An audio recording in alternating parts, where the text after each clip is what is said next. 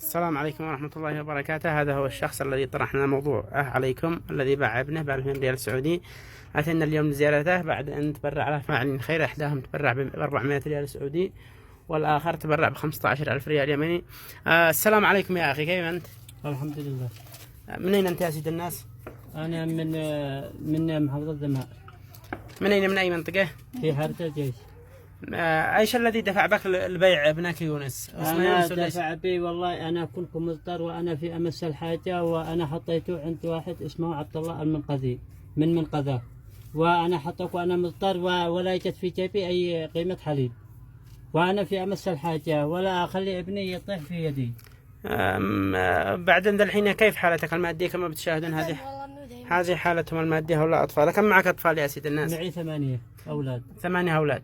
ومستأجر إيجار ولا هذا بيتك ملك؟ هذا إيجار بشهر 6,000 ريال. 6,000 ريال. كم من غرف؟ غرفة واحدة ومطبخ صغير وحمام. المطبخ الصغير هذا المطبخ تي على التنين. مطبخ صغير مش مطبخ، هذا يعني لا حول ولا قوة إلا بالله. هذه البقعة وهذا الغرفة، يعني واحد بيرقد طالع واحد نازل. لا كيف الجهال كيف يفعلوا هذا عيالك؟ كم معك جهال؟ 8 أولاد.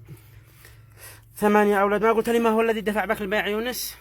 دفع بي أني أكون مضطر وأنا في أمس الحاجة وما فيش معي قيمة حليب، وأنا حطيته عند واحد واليوم الثاني لا. الحين كيف وضعك؟ ايش بتعمل؟ طاحي جالس رابخ، لا معي شغل ولا معي أي حاجة. بتجمعوا صح؟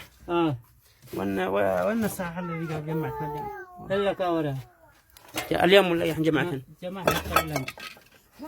إلا كان مقابل إلا كان سؤال فاضي. هل الذي أنا بتجمعوا لبينهم؟ الله يفرج همك يا أخي ويرزقك من حيث لا تحتسب. هذه 400 ريال سعودي. عدها كم؟ 400. 1 2 400. 400. وهذه 15,000 ريال يمني من فاعل خير. وإذا في أحد عايز يساعدك بارك الله فيكم جميعا لا تقصروا مع أخونا الأخ من أحمد ناجي الزرقاء. أحمد ناجي الزرقاء، يعني إسرتان حالتهم لا يعلم بها إلا الله.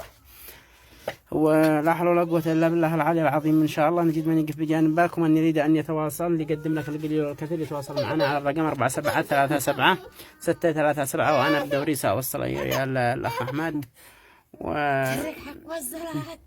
ونوثق التسليم. تحياتي للجميع، بارك الله فيكم جميعا، جزاكم الله جميعا كل خير. أخوكم جميل زياد. ما أرسل من كفكم.